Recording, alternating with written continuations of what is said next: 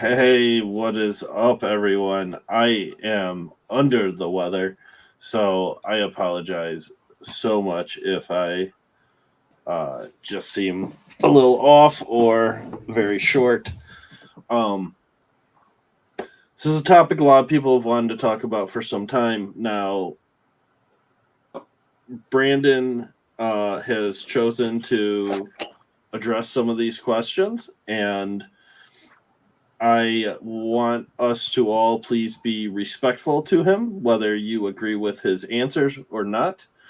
The fact that he's even addressing these questions, I think, says a lot. So, your questions for the second half, please save them.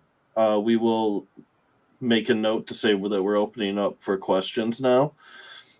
Just so that they don't get lost. I don't want any good questions to get lost and anybody to feel upset if we didn't get to them. We will try to get to as many as we can. And that's why this first part of this, we are going to try to ask. We're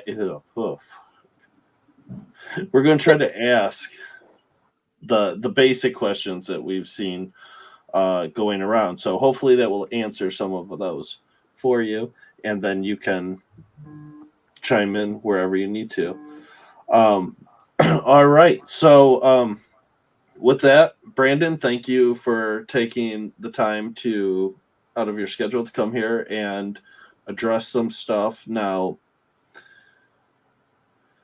we got a lot of new faces, right? We got to remember, we got to step back and remember that this isn't 4 years ago when this happened and the things were addressed. We have a lot of new faces now watching this that have questions, and I think we need to approach it like that.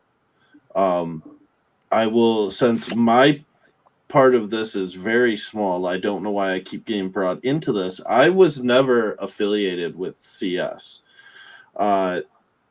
They had a nightly live stream once a week when a person was going through that I did a couple of those. I was a guest host on. I was not the person running the stream. I was just kind of there doing commentary. It was almost like a sports center show. Like it would cut in and you would see some of the tour going on, and then it would cut to people on panel kind of talking about what they just viewed. I did a handful of those. We had a live stream or a channel, a YouTube channel. It was called Extreme Screams at the time. Because of stuff that unfolds in the story that we're going to tell tonight, I parted ways with that. But prior to that, on Extreme Screams, we would do these docu-series. We did a really good one on Blackout, got great reviews, and then we decided that we were going to do one on Kata Silvas. Now, me and the co-host at that time had different opinions about Kata Silvas. I personally wasn't that big of a fan of that storyline. It wasn't for me. I'm not saying, it was, I'm not talking bad about it. It just wasn't for me. And we rushed that docu-series because of that. So that was my entire involvement with Kata Silvas. I never once took a tour. I met them once in person when we were going to different haunts, and one of the haunts that we stopped at, they were they acted in. It was a Halloween season haunt. So yeah, that is the end for me. Now I'm going to step away, and we are going to talk to Brandon and ask him some questions. Before we do that, can I just recommend addressing something? Yes. Because the narrative has been that yourself, Brandon, myself, and now even Justin, at the directive of you and Brandon, apparently, are the whole reason why things were not allowed to be discussed on Kata Silvas in the old McKamey Manor Exposed Facebook group, and that there is some kind of cover-up. No. So I wanted to address that first.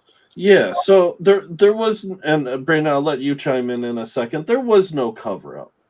Now, we've been down this road before. A lot of you are new to this world and trying to shut it down, and it always seems to happen that It's just about done. And then Kata Silvas gets involved somehow, and all the focus goes over to Kata Silvas. And then the manor, Russ steps back, gets quiet for a while. People lose focus of him. They focus on the hunt, and then Russ reemerges. That was why we didn't want to talk about other haunts. That was it. Brandon, if And we you said that. even hop in on that. Well, I was also going to say, so I was a mod before Chris in Boston, and A mod where, just to be clear. at MME, McCamey Manor Exposed, with Justin, and I was helping him, and there was another person there that was involved in some of the CS stuff, and I told him as soon as she finds out that I'm here, she's gonna flip her stuff, and he was like, no. If anything, if they start talking or she starts bringing up stuff about CS, then we're just gonna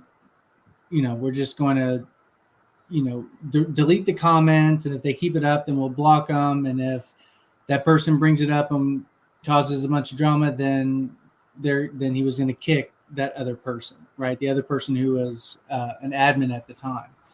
And that was Justin's directive because I went back and looked. I think it was September 6th at, I think it was like 3:00 in the afternoon, Central Standard Time, is when we first started kind of discussing that. Right. And then Alexis joined, and I'm the one who allowed Alexis into the group to begin with. Right. So there was no cover up. There was nothing like that. It had nothing to do with that. Justin wanted it to be all about McCamey Manor Exposed. And so that's what we went with. And then later, that became kind of quote unquote policy, I guess. I don't know if that's the right word. Yeah.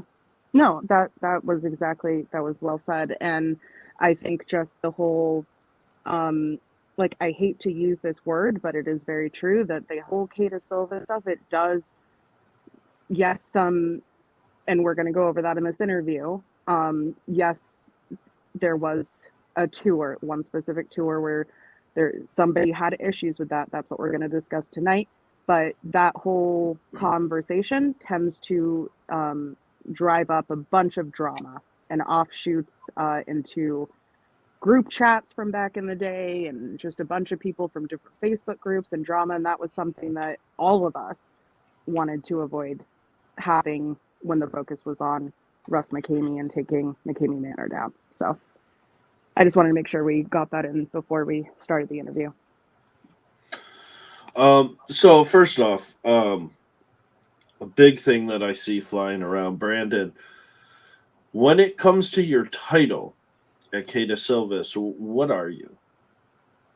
I would call myself a former owner or let me back up. I'm one of 4 former owners of an extreme haunt that was called Kata Silvas. And how long were you under that title as that? Maybe 3 months. Okay. And about how many tour or shows, I'm sorry, you guys call them shows, how many shows took place under when you were one of the owners? 3. Okay. Now, Boston, is there something that you want to chime in before I start going deeper? Mm-hmm. I wanted to know how he heard of Kata Silvas in the first place, and how the opportunity even came up for you to become co-owner at the time. So my first McCamey Manor show was August. God, I want to say the 8th, but I think that's wrong. I think it was August 7th of 2017. Did McCamey Manor. Back then, they were partnered with Kata Silvas, and it was Marissa's first show. That show that people have been kind of talking about lately. Well, Russ had posted a bunch of pictures about it, and I was still kind of going off of San Diego, so I was excited. You know, I've already told my story about my first show with McCamey Manor. You know, I didn't finish it. I quit, and so went back to the Airbnb. Then it was that Sunday, the 9th, I believe. The Cadis guys called me and said, "Hey, we still want to do a show. Do you want to do it?" And I said, "Sure." So that was my first show with Cadis Silvis that night. I thoroughly enjoyed it. Kind of redeemed my entire trip to Nashville, and kind of became a fan and was a fan. Went back and did 3 total shows with them. I ended up becoming really good friends with them up until 2020. Then there was another former owner who had, who would rather do some very inappropriate things. And so let me back up. I was furloughed from my job right after the pandemic hit, and I didn't have a job. And so I was thinking about getting into, this one deal, and I was going to try to start a DBA using the Cadis Silvis LLC out of Tennessee, but I'd have to become a member there. Anyways, went through all that stuff. I didn't end up going down it, and I ended up not worrying about it, but I became a member on their LLC. Didn't plan on doing anything with it. Didn't even plan on telling anybody about it. But then a former owner did some very inappropriate things. And so he was fired. And when that happened, that kind of left a organizational kind of void that I tried to fill. And so that's what I did, is I tried to kind of help facilitate some of the planning. I didn't necessarily at that time plan on attending that very next show, but I ended up attending that very next show. And there's that. I mean, that's kind of long. I mean, I can go into more details on different aspects of it, but I mean, that's kind of the. Well, I didn't know. Do we want to? I didn't know if we wanted to leave out certain names about and Chris can answer this. Do we want to say maybe the first names of the people for the first 2 shows that you were co-owner for? Or do we want to just skip it? I don't think that we need to. I don't think that's respectful to say their names. Okay. So let's skip ahead. So you were co-owner for about 3 months, and in those 3 months there were 3 shows. And what was it the first, second, or third show that was the infamous Firecracker tour? Say that question one more time. I'm sorry. So you were co-owner for 3 shows in the time period of roughly 3 months. What was the Firecracker tour your first, second, or third show as co-owner? It was my second. Okay. And what was different about this show in general than previous Cadis Silvis shows? If my memory serves me right, they had already kind of started hyping it up prior to me kind of coming on board.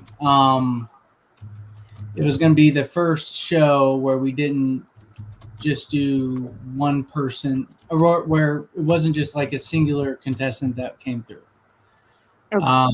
There were 3 other, total of 4 people that we had to put through, and we kind of had to try to figure out how we were going to do that. Okay. So I don't know. I guess we should start. Should we start with the stuff that happened before the show that maybe you weren't aware of, or do we just start with talking about the show? I'll kind of let you take the lead on that. Well, I first want to address the whole reason why I'm doing this. Okay. Yeah. Okay. So for the longest time, so when everything kind of went down, after the show, and we put out a video, we put out a couple written statements in our group, right? We did the best that we could to kind of explain our side of things, but and try to do it in a as respectful manner as possible. That video that we put out, people have different opinions on it, but I'm not gonna try to go into the video specifically especially on how it was kind of how people kind of took that. But it got to the point that it just felt like we were screaming at a brick wall, right? It wasn't doing us, we can only tell our side, but if nobody wanted to listen, then that's fine. So we made the decision, we're just not going to talk about it anymore. We're done. Right. And that's kind of the position that we had, right? We're just shut up at this point. So that's what we did. We didn't talk about it. Fast forward till the Hulu doc comes out.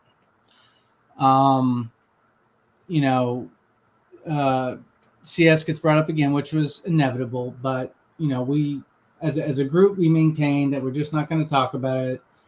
And because we know what happens, right? By that point, the narrative has changed so much that it's hard to address certain aspects of that particular narrative because there was just no basis in reality at that point, or so that we saw. But that's not the point. That's not the point of it. I did decide that if people did want to talk to me or did have questions about it, then they could reach out to me directly. And the reason I did that was twofold. One, I could have an actual conversation with the person, and two, there were thousands of people looking at this, right? People who don't have the same contextual background of what an extreme haunt is, right? And so it would be difficult to try to level set that in the same context of, what an extreme haunt is, to try to get them to understand, Kay de Silvis was an extreme haunt, right? There's a lot of aspects about Kay de Silvis that kind of needs to be explained. I don't feel like I could have done that adequately on just like a Facebook post or like a 10-minute. You'd have to explain, make sure that everybody viewing knows enough about extreme haunts and what extreme haunts typically entail, and the do's and the don'ts, etc., which is what we try to do here on this channel. On Horror Road Trip in general. So I understand that. And so as far as, I'll just say from my personal perspective, it was right shortly after the Hulu documentary came out, maybe even the next day. And I follow a lot of YouTube drama. I stay out of it. I never like chat or anything. But I follow YouTube drama, and Lindsay Hensley is somebody who is pretty notorious in the YouTube drama world. And I won't say too much on that, but she had gone live. At the time, she was still an admin and friends with Justin. She was still an admin at the McKamey Manor Exposed group. We were all very excited about the documentary, but she had gone live talking about her thoughts on the documentary. And there were some people that she had issues with being in the documentary. And I won't name the other person, but Brandon was one of those people, and she didn't even seem to really have that much of an issue with you, but it all seemed to stem from this personal drama of things that happened, again, in a drama-based online community 4 years ago. And then she pulls up Alexis. That was the first time I'd ever heard Alexis speak. I had heard her name from being back in the old drama community, but didn't really know much about her. And they were talking about Brandon, and Brandon came into the chat, and I never said anything. I didn't even say anything to you, Brandon, at the time, but very respectfully said, oh, like, I don't think Brandon was even aware that maybe Alexis still had these feelings, but Brandon said very respectfully, like, I apologize if you're still upset or have issues with things that had happened all those years back. Please feel free to reach out if you would like to talk about it. And they both up on panel were like, thank you, that means a lot, Brandon. And then after Lindsay essentially got booted from the McCamey Manor Exposed group by Justin, not by us. We didn't make that decision at all. Justin made that choice because she was upset that Reckless Ben and Danny Burke had featured some Kata Silva's people, and she would not stop antagonizing them over it. She got the boot. And after that happened, a new group was formed, and that's when Alexis really came into the picture, and all these accusations about, for whatever reason, Brandon and Chris started flying. Well, let's also remember too is that around that time, about where that live happened, I reached out to Alexis. Can I show that? Yeah, sure. Yeah, I want people to see this. Very specifically, before you read it out, Chris, Yeah. I'll have you read it. We have been getting some comments about tonight's upcoming live from Alexis and some of her friends, saying things like, well, why are you not allowing Alexis to speak? Why are you going to allow, I sure hope you're going to allow Alexis to come on here and talk to Brandon and ask her questions. Her comments were not recently deleted. I believe she may have tried to post a comment. Her whole account was blocked on this channel a few weeks back. And that was because she was continuing to. They're rude. They're rude. It was nonstop. Like, people were coming at me about shit when I wasn't even involved. Just because I didn't want to speak for you and give you a platform, I'm getting hate. Like, right. No, why do I want you even around or on my channel in any way when you're just straight up rude to me? I stuck up for you back then. And just because maybe my opinions have changed now, I don't go and actively speak about it. I just don't want to support you. So let me read this. This was between Alexis and Brandon. Around when was this, Brandon? This was after that live? No, this was the day that. Yeah, Boston, you might have to correct me, but I think this was the day the doc came out. Okay. I don't know. I know it was a long time. Like, it was, I think it was back right before, like, so yeah, it was probably around when she did that live with Lindsay. Before Halloween, after the doc? Yeah, it was before, I'll say within 7 days of the doc coming out. Okay. I would say that. Right. I think that's so. Fair. Okay, so I will read. This is what Brandon says.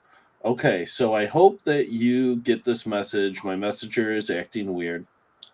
LH said it might be a good idea for us to talk and give you the opportunity to ask me questions you want or tell me anything you want to say. I would like to actually listen to you. If you do not feel comfortable with that, I understand. I told LH if you want her to moderate the discussion, I'm okay with this. Boston, can you read the rest? My throat is freaking killing me. Or Brandon. I wish I could, I'll but I finish can't reading. see Okay, because I'm on my phone. I'll keep doing it. Sorry. All right. Lexa says, I see your message. It says, I don't need her to moderate, LOL. I'm going to get my kids from the bus stop, so give me a minute. Thanks for stepping up and reaching out. It really does mean something. Brandon then says, okay, just want you to be comfortable. I will not record our discussion, but you are welcome to if that makes you feel comfortable. Brandon gives his phone number. Is my phone number, or you can call me on Facebook, whichever you prefer. So Brandon has given opportunities. So privately, I mean, to me, this is just saying that it's because it wasn't on social media. Yeah. Like, I mean, personally, I think if you want answers and something happened to you and you get the opportunity to talk to that person, it shouldn't matter whether it's publicly or not. Well, and that's just it. Like, I reached out and, from the beginning, regardless of, what is said, what she says about me, this, that, and the other, but I don't think I've ever publicly said anything negative about her that I can remember. Right.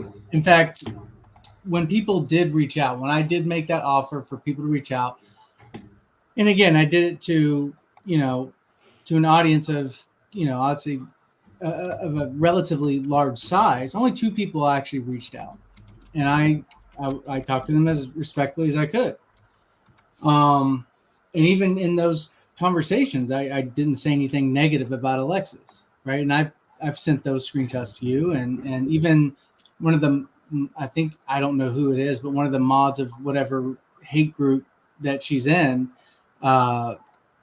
messaged me about it, about something, because I was trying to join the group and just to see what all she was saying. And I didn't say anything negative then either.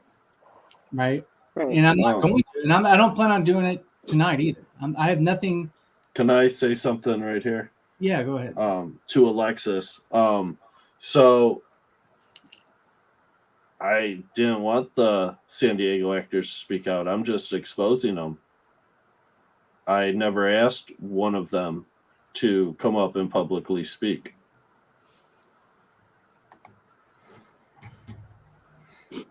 And we just explained why we blocked her. So, but I feel like we're getting a little off track. Like, I think let's get some answers about the Firecracker tour. Yeah. So, when did the Firecracker tour take place?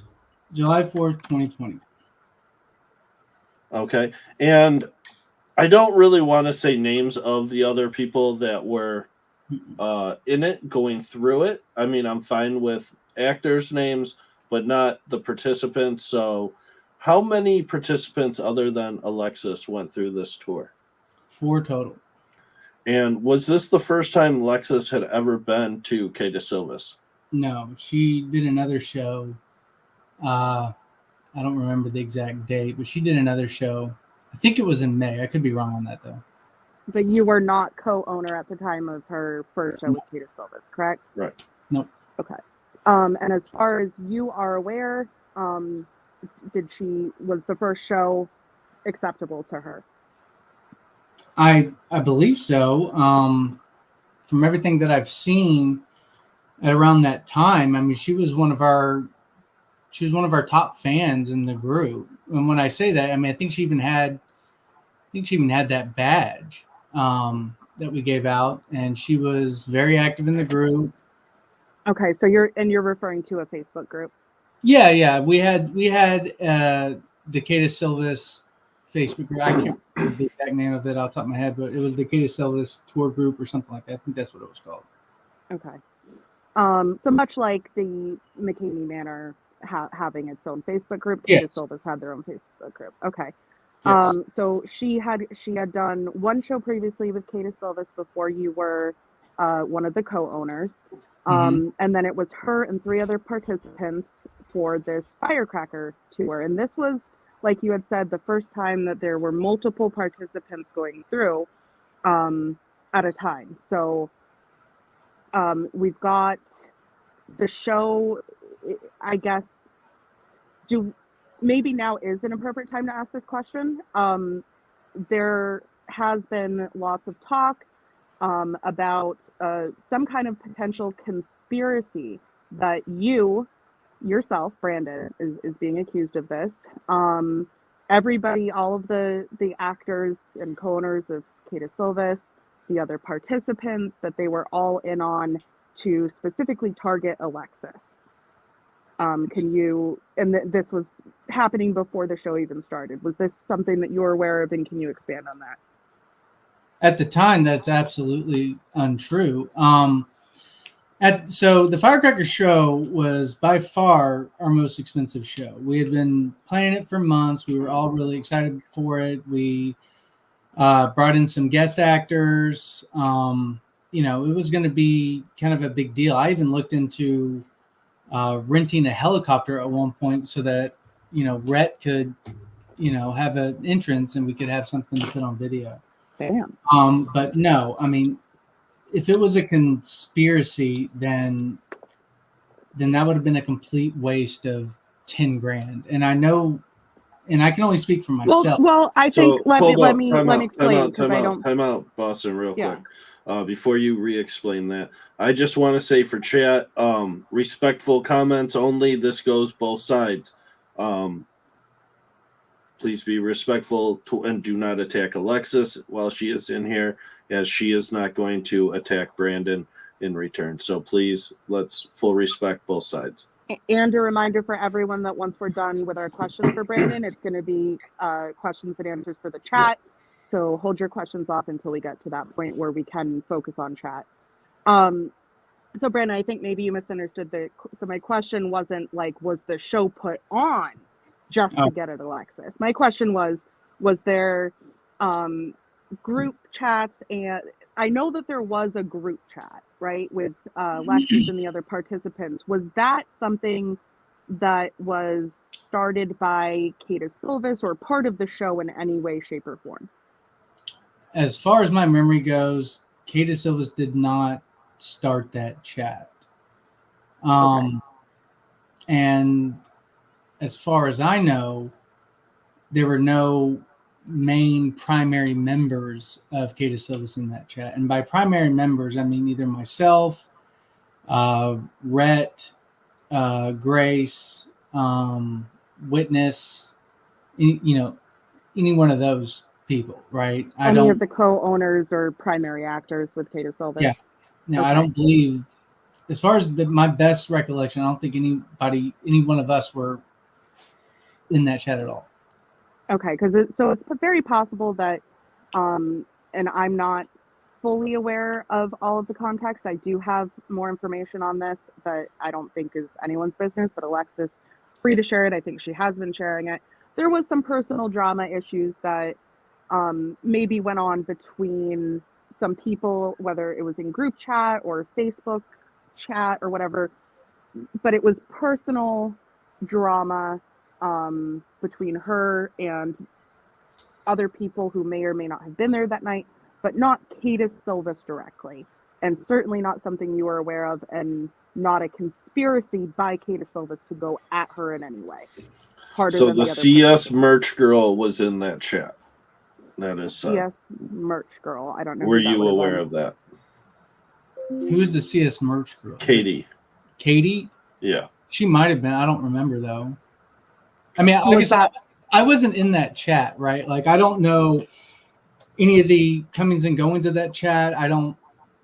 But is that strange? Like, let me ask this question. How is that strange if she was a fan of Kata Silvis, was in the Facebook group, that she would have befriended or been in a private chat with people who were either girlfriends or wives of Kata Silvis members, or like it was a big community, right? Yeah, I mean, I think I'm in 15, 20 group chats as I sit here today. I mean, at that time I can't answer because I honestly don't know what different chats Katie might have been in or what conversations that she had behind the scenes. I honestly I don't know. She might have. So when I cut you off, it's not to be rude, it's just because of timing, so I apologize. But yeah. so you specifically, Brandon Vance, co-owner of, at the time, the second show you ever actually worked on with the Kata Silvis crew, you personally didn't have any knowledge of any drama or outside chats that were going on. No, we were too busy planning for the daggone show, and not to mention, I live in Texas. I don't live in Tennessee, and we were busy, or me personally, I was busy trying to make sure, from where I was, that everything was going to plan, right? Because this cost me personally a ton of money in order to put on, money that I didn't really have at the time, but it was, I was excited for the show. We were all excited for the show. We couldn't wait for the show. So I want to move into the planning aspect of it. So what was your responsibility with the Firecracker tour? What was my responsibility? I'm assuming you mean, because we were just talking about planning. So I helped facilitate the planning of it. We all kind of planned it together. So how was it planned out? Like what was supposed to happen throughout the night? So the way it was set up is I rented a van to go and pick the girls up. We did the at the hotel. We went to the hotel room. We read the waiver. We had them sign the waiver. We had them come down, get in the van, and then drove to the location. Right. So was it common? Like, did they tell you where they were staying? Was everybody at the same hotel? Yeah, because that's the hotel we always stay. That's the hotel I was staying at. I got there on July the 2nd and left on July the 6th. So you were staying at the same hotel as Alexis and the other participants. Yeah, and they all knew that because, I mean, I told them that half a dozen times. Okay. But yeah, so, and not to mention that hotel is in Columbia, Tennessee. There's like and those were the closest, nicest, should I say, like hotels, right? I mean, I don't want to say anything bad about Lawrenceburg, but they don't have the best hotels there. You have to go into Columbia to go to that hotel. And it was so a decent hotel. The hotel is in Columbia. Where is Kata Silvis located? They were located in Lawrenceburg. Okay. No. At a haunt. Do what? No, go on. Finish that. At a haunt in Lawrenceburg. Okay, like a boo haunt? Yes. Okay.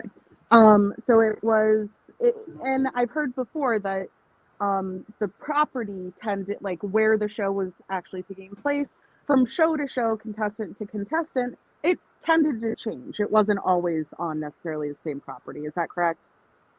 No, the last few shows that we did, I would say, and again, this is a guess.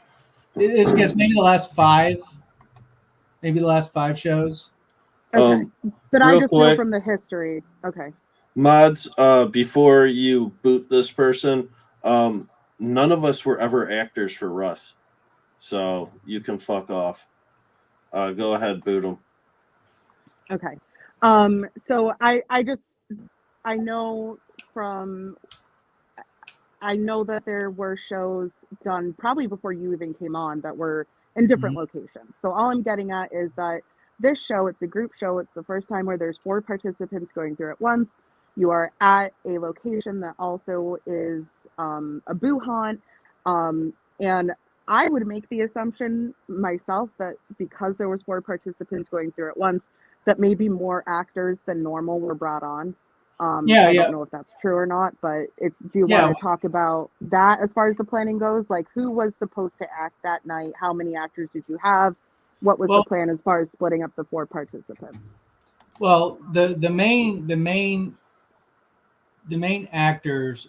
So there were like stations that we had, right? There was like stations, and then I forget, there was something, maybe a bullhorn, or I can't remember exactly what it was, but it rang, and then that contestant would go to the next station. They'd just keep going.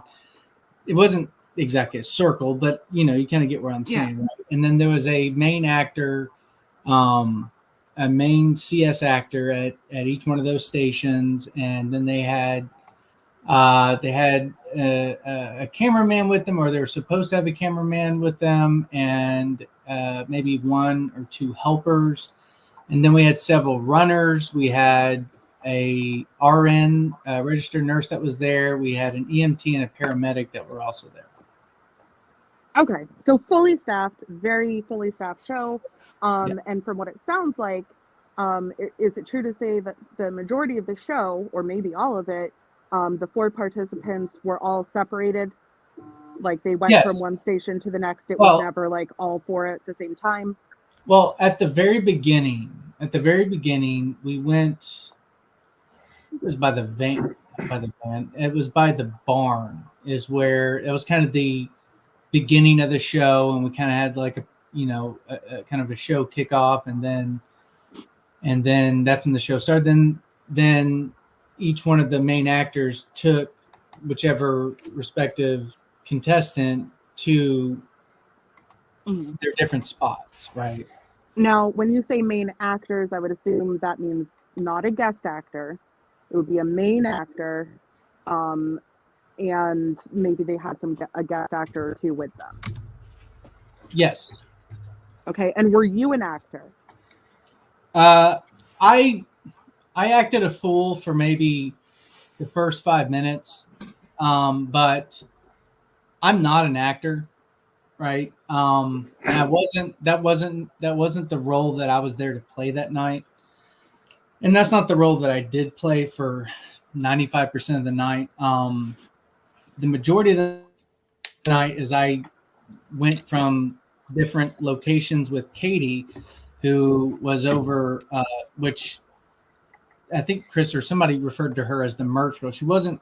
That wasn't her real role. She wasn't the merch girl. She did help out with merch, but that wasn't her full role. With she helped us out because she was good friends with the owner of that haunt, and she was kind of over all the runners, and so me and her went around and make sure people had water and this and the other, and Background stuff. the bathroom break, Okay. yeah. So there's 4 different stations where obviously 4 different things were planned to happen to the participants, and they're happening at various times, of course, because not all 4 were going through each one at the exact same time. Now, at all 4 of these stations, from your perspective, and this is, remember everybody watching, Brandon can't be everywhere at once. He wasn't everywhere at once. As we just heard, he ran back and forth from all these different stations, supplying water, etc., to the crew and the participants. But from your perspective, was and I guess I should say from the main actors as well, from their perspective, did all 4 participants receive the same show? From the onset, everybody was supposed to receive the exact same show. Yes. And from what I saw, everybody was receiving the exact same show when they went through. Nobody was getting any type of special treatment. Okay. One thing that's been brought up a lot is the vinegar being poured over somebody. Is that something that was done to multiple participants or just Alexis? No, it was done to at least 3. Okay. And if it wasn't done to all, is that because maybe there was one who was a favorite and people were like, oh, well, we don't want to pour vinegar on that one? Or was it because that person tapped? The other person tapped. Okay. Now, who lasted the longest on this tour? I don't want to use her name, but... Oh, no, we know who it was. Which participant tapped last? Oh. Yeah, I'm not going to say that who tapped last. Yeah. Or who tapped... Oh. So I'm really reluctant to say names. We know who tapped last. It's on Alexis Twitter. was the last one Alexis through. was the last one through. No, I don't think so. Yeah. No. Yeah, we just watched it. Alexis was the last one. And before someone screen grabs that, what I watched was the Katie Silvis response video, not her full footage. So I thought it was like I swear to God, I thought it was our friend Chris. I thought no, that person tapped about 15 minutes prior to her. Mm-hmm. And yeah, okay, well then say yeah. Because I was there when our friend tapped. Right. I saw that. You weren't with Alexis. No. So you weren't with Alexis for the majority of the show? Other than the very beginning. Okay. Other than that our little ceremony or whatever you want to call it to kick it off. That was the right. I didn't see her at all. Again, because I knew as soon as I said that, they'll be like, you watched it? So what I watched, and Chris watched it as well, I believe he watched it in full, was the old video from about 4 years back. And it was Katie Silvis, I believe, Grace and Witness, making a response to Alexis's claims, and they showed little clips of the footage throughout, actually pretty lengthy clips of her parts of her tour, including the part where she finally tapped out. So she lasted the longest, almost the full length of the tour, I believe. So we've addressed the vinegar, that everybody except for one person who tapped prior to that part, like getting to that station, got the vinegar poured on them. Yes, she tapped once the stuff went into her eyes. Can you explain to me how you guys went about, or what like your policies were as far as pre-existing injuries? I know most extreme Oh, haunts have we that as part of their policy. we asked everybody in the hotel to let us know their pre-existing injuries. In fact, it's even on the waiver. It's like, we need to know whatever pre-existing injuries that you have so we can make reasonable accommodations for them, right? And it's not something that we could easily see because they're in coveralls from basically their neck down to their feet, and they all Yeah. had boots on to some degree. But yeah, and we also told them not to wear contacts, to take the glasses off, to take piercings off, all that stuff. Told them to take all that stuff off. Right. Yeah. Were you aware? And again, we're not here to discuss what maybe other Kata Silvas meant. We can't speak for anyone else but Brandon. Okay, so I want people to remember that. Brandon, were you aware that she had sustained sunburns before coming to the tour, and that At that time, maybe I could was be an not. issue? At that time, I had no idea. Were you aware that before her tour ended that she had kept contacts in? You said before her tour? Before her show? tour ended. Yeah, no, I had no idea. I had Okay. absolutely no idea that. Yeah, because I know everyone knew, because the moment it was like right before she tapped, some dry saline, powdered saline, I believe, was put into her eyes. Now she was the only one who got that far. Did anyone else receive the dry saline in their eyes during that night? I don't think so. No. I don't know. I mean, I know. I think our friend had saline, but I thought it was. I think it's called powdered liquid. saline. I thought they. It's essentially what people use when they have dry eyes. Oh, I didn't realize it was powdered. I thought they were using just regular saline. Yeah, it burns. It burns. If you wipe it off, it's fine. But like if you don't wipe, it burns the shit out of your eyes. So that was the thing that finally had her tapped, because she had her contacts in, like couldn't sustain that, had to take them out. I know what it feels like I'm blind as a bat without my contacts. I'd hate to go through an extreme haunt, let alone my day-to-day life with contacts in, but that was something that everybody was asked. So Alexis is saying here that she didn't have a bad burn. I could have swore that I've heard on numerous lives where she talks about a bad burn. Well, what she says is that she received chemical burns, is the term she uses, and that it was because of the vinegar being poured onto her sunburns. So, yeah. Anyways, that's been a thing, but that was something that happened to everybody. For some reason, she's very, the vinegar thing is something that she brings up a lot, like that wasn't supposed to happen. But I'd like to rewind a little bit, because yes, I did jump ahead, go straight to the thing that made her tap. I'd like to rewind a little bit, because I think that where the biggest issue lies, from what I've seen from that she has said, is that there was a guest actor named Taryn. I mean, Chris has already spoken to why he's ended that friendship with Taryn in the first place years ago. But there was a guest actor who was brought on that night, and that when he was part of whatever station she was at, where she had her hands like up above her head or whatever, there was a shot collar used. So I guess I'll go back and say the shot collar, is that something that was used on all the other participants, or something that had been used on participants in the past? Yeah, everybody had a shot collar on. Everyone had a shot collar on. Yeah, even from the beginning of Kata Silvas, we've always used shot collar. Okay, and then go ahead. Then the other thing, so that was at whatever station Taryn was at.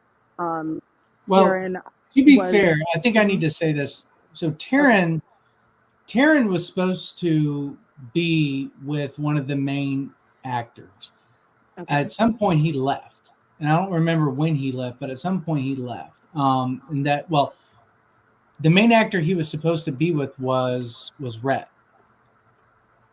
And then somehow he ended up somewhere else. Well, Rhett was in that scene. Rhett was in that scene briefly. Yeah, Rhett came in after the really aggressive. It's been a moment. long And time since I've seen that. I haven't seen it since. I know. I'm talking with all like, and you haven't seen it. And I just watched it last night. And again, this is because of how context is sounding. We Right. did not watch the footage of the firecracker trail. We just watched the response video from Witness and Grace, which they made a few days after the firecracker tour. That's the only footage that we have. Yeah, and So, they were, okay, so wait, again, 4 years ago. Okay. Because I'm sick of seeing it. I'm sick of seeing it. If you just release the footage, you would all see. Yeah. Why have you not? Why have you not released the footage? I don't have the footage. Okay. Now, Kay Silvis was known for giving footage for a while. Was that always the case? Kay Silvis was known for giving footage for a while, but that wasn't always the case. So we stopped giving footage the second that I took over. Okay. And the reason why. Sorry, before you continue. And you took over, again, you didn't take over. Your first show wasn't the Firecracker show. It was the show before that, correct? Yes. Okay. So the show before that is when you had your first show as co-owner and a decision was made that you guys were going to stop releasing footage to contestants, and now go into why. Well, we made that so, and again, it wasn't fully my decision either, right? Like I presented the case of this. Like, one, this stuff is really kind of our intellectual property, but that's one reason. That there are several other reasons. One of those being is that as soon as we excuse me, as soon as we give out the footage, it can be taken out of context, depends on who sees it. But more importantly is that, we put a lot of time and effort planning these shows, because every show was individual for that person. We didn't do like a formulaic type show. We put a lot of time and effort to make sure that each person got a very specific, highly tailored show just to them. And if the whole world got to see it, then they could see not only, everything that happened, but also kind of the behind the scenes on how we made stuff happen, right? Because a lot of things were smoke and mirrors. Right? I know Dagon, Russ the douchebag likes to talk about smokes and mirrors, but when it comes to these shows, you have to play psychological tricks in order to make it work effectively, right? And if everybody knows how we're going to do something, then we're not going to be able to give that next contestant as good a show, right? So I presented that case. Like, look, we got to stop doing that. Not to mention, no other extreme haunt gives out full footage of their shows. Nobody does. So why are we? Anyway, so it was a bunch of reasons why I presented my case. I think they agreed, and well, obviously they agreed, and so we stopped doing it at the show prior to. Yeah, and I know that some people are saying I'm talking over Brandon, and I apologize. I already said earlier, I know that I am, and it's just because I want to make sure we have enough time to get to questions and answers, and we're already almost at an hour. And this little knucklehead likes to talk, so. She says she was promised footage when she signed up and paid for the Firecracker show. I can't say that. If she paid, I don't know. I don't remember her ever asking me that or me promising that to her. Well, let's rewind. That might have happened before that might have happened before I came on board, but. So the show that you did prior to the Firecracker tour, when you were co-owner, did that person receive their footage, or were they aware that they weren't going to get? Okay. They were. So that person was well aware they weren't getting footage of their show. Then you fast forward to the Firecracker show. Were the participants made aware that they weren't going to be getting footage from their show? Because again, this was a newer change. It was on so they had to fill out an intake form. Mm-hmm. Okay, they had to fill out an online intake form, and I believe it was on there because I wrote that intake form. Okay, so is it fair to play devil's advocate here? Again, this is just devil's advocate. Well, here's the deal. Perhaps- I'm not going to sit here. One thing I'm not going to do is if Alexis is convinced that somebody promised her that, I don't know that if somebody didn't promise it to her off the cuff prior to my involvement. I don't know. Yeah, that's what I was gonna say. Yeah, I don't know if she had any, I guess I was about to say ex parte communication, but I don't know what other conversations that she had in relation to that before my involvement. I do know that after my involvement, we made the decision as a group that we were no longer giving out footage. Right.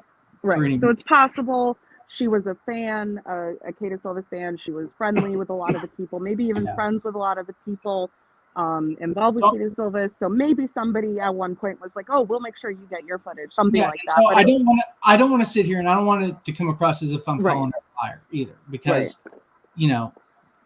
that was some of. There's a lot of stuff that we would if we were to ever do it again, which we're not, but if we were ever to do it again, then a lot of this outside communication, outside of directed communication, would stop. That stupid group should never have been there. Should never have had Taryn as an actor, right? And his girlfriend. I want to get back to that too. Yeah, we will. But anyways, carry on. So as far people are saying, and I'm not looking at the comments, by the way. I have no idea what they're saying. Okay, good. So people are saying, and she is saying, well, if somebody has her footage, just give it to her. I just want to make it clear, you do not have her footage. I don't have her footage. Are you do you know for a fact as someone who does? I know there's somebody who's been online who I'm just going to flat out say my personal opinion on this person who has been online. I don't know this person, never talked to this person before, not personally a huge fan of the way that this person talks to other people, not a fan of what this person has said about you, Alexis. Who is it? I know, just get through it. But this person is claiming that they have her footage and 3 different angles of it. And is that something you're aware of? Oh no, I don't. There's only one person who I can speculate that has it, and there's only one person, and I don't know for a fact that they have it. Right? Some people say that JM has it. JM does not have it. Okay. There as far as I know, there is 0 firecracker footage outside of that Wisdom for a Witness or whatever that live that they did on the YouTube channel, and that YouTube channel was shut down. So JM helped run our YouTube channel because he needed the ability to go live and do those panels. So back in June, I think it was June 6th, from whatever community he's in, they started, I don't know. There was, again, there's drama there that I really don't care to know anything about. But because of that, he went and privated everything. And so all the videos have been private ever since. So that stuff wasn't privated because the Hulu documentary was coming out? Because that's the accusation. Okay, good to know. So I didn't even know the YouTube channel still existed until Jan told me that he privated everything. I was like, oh, okay. So let's get back to the Taryn, because from what I've seen from Alexis, that's where the bulk of the injuries had come from, or she's claiming have come from. I want to get to that, and then we can head to the barbecue and what happened at the barbecue. So let's get back to when Taryn was involved, and again, Taryn being a guest actor, possibly his first show he worked with Kata Silva, or did he act in other shows that you're aware of? So James, why are we posting questions before, Alexis? Because it's relevant and it's Alexis right now, and I want to get this question out. Yeah. So Jam is in charge. He's a manager of it, or I don't know how YouTube works, right? So somebody else can probably answer this better than me, but he is not the owner. Somebody else did. So was it his original username and password? No.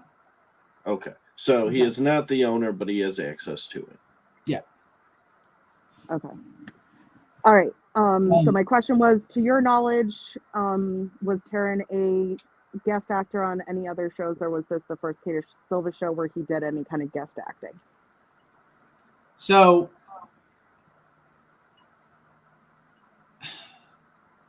I thought that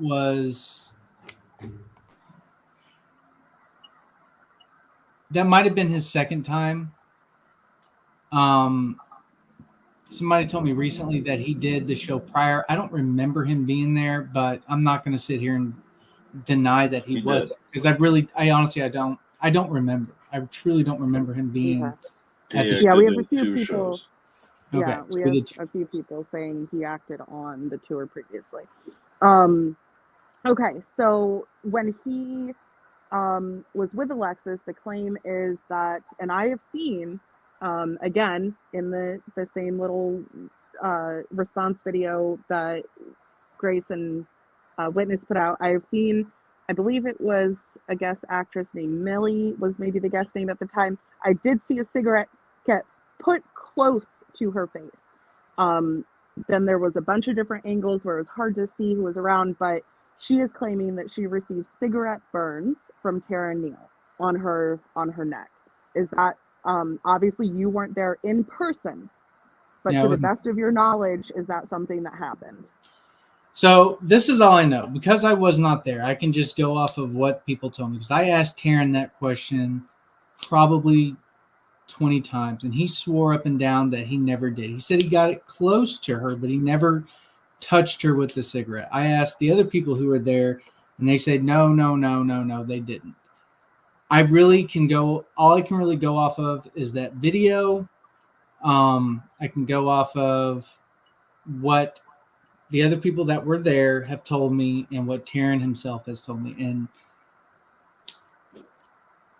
I mean, at the end of the day, I can't say anything with 100% certainty, but within a reasonable degree of trust and certainty, I don't believe that a cigarette was put out on her or a cigarette ever touched her face. I don't personally believe. Okay. But at the same time, though, I'm not going to take away Alexis's feelings. If she feels like, I mean, she's entitled to that. She's entitled to those feelings, but you know, I can just tell you my perspective and what other people told me. Okay. And then the other injury I think that was mentioned was, and again, this is footage that I just watched recently. I know you haven't seen it recently, but her shoulder was popped out of socket. And that's painful. I've had that happen to me before. Again, the scene where, can I answer that? So, and again, I'm just telling you my perspective from the time, and from, it was my understanding that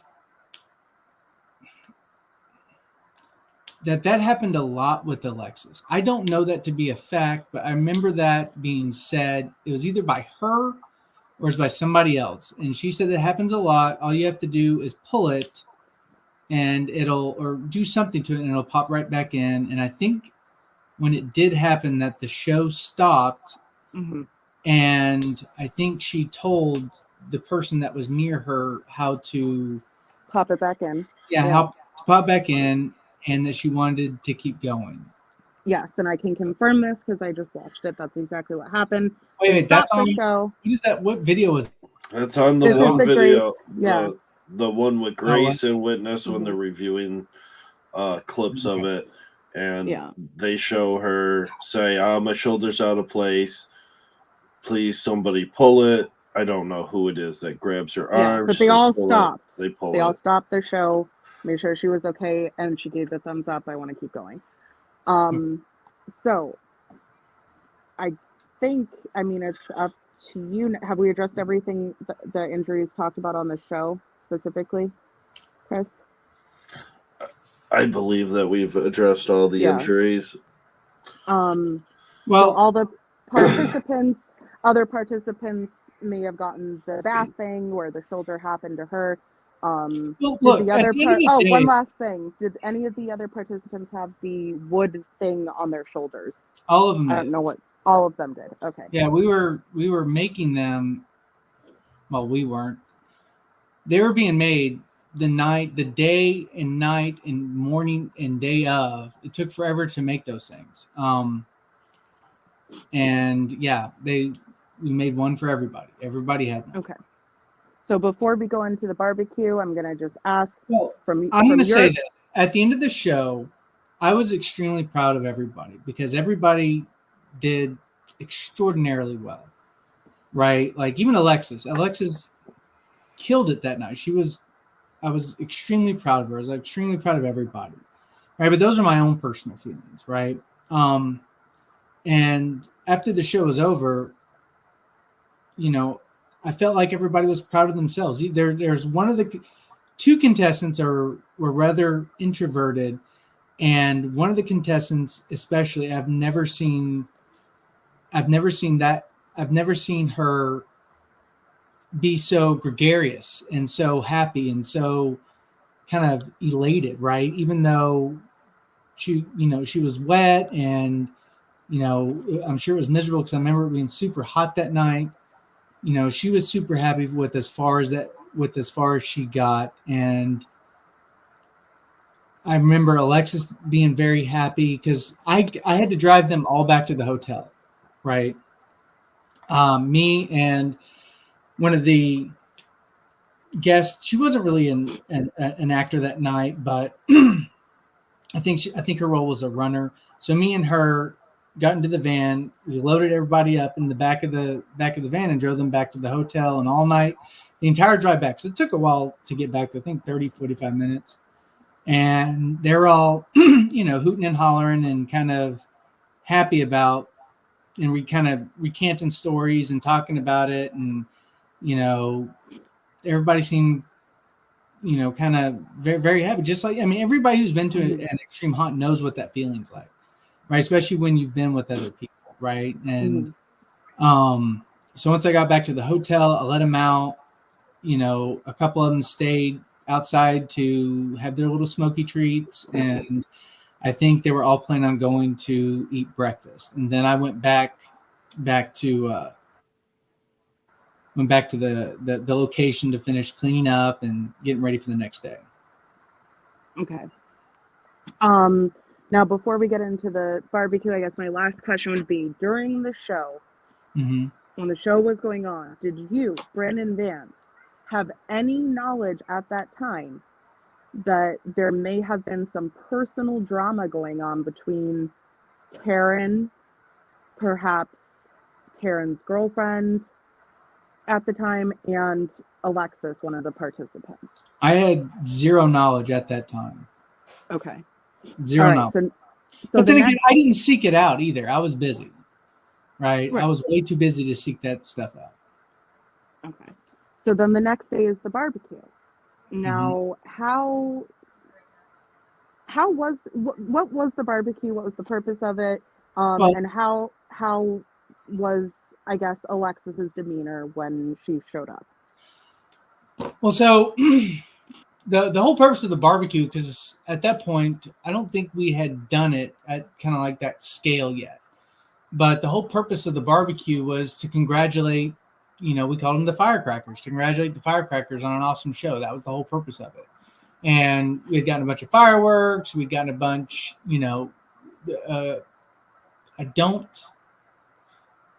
trying to think what else. I think we even had it wasn't a DJ, but it was sort of a DJ.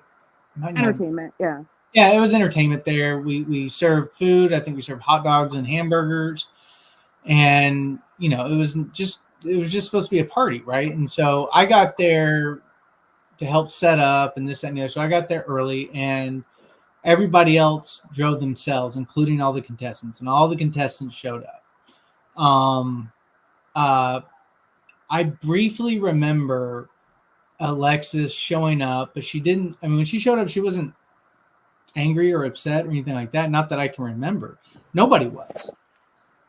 Yeah, it was just a casual barbecue for the contestants and the participants. or I'm sorry, same thing, for the participants and the actors and guest actors and their their wives or girlfriends, etc. Yeah. So the night, obviously, it starts off during the day, I would assume, Yeah, and it's the night goes on, right? It started late afternoon. I can't remember what time, but it was still light out. And into the evening, because we need to set off fireworks. Okay. So firecracker, fireworks, got it.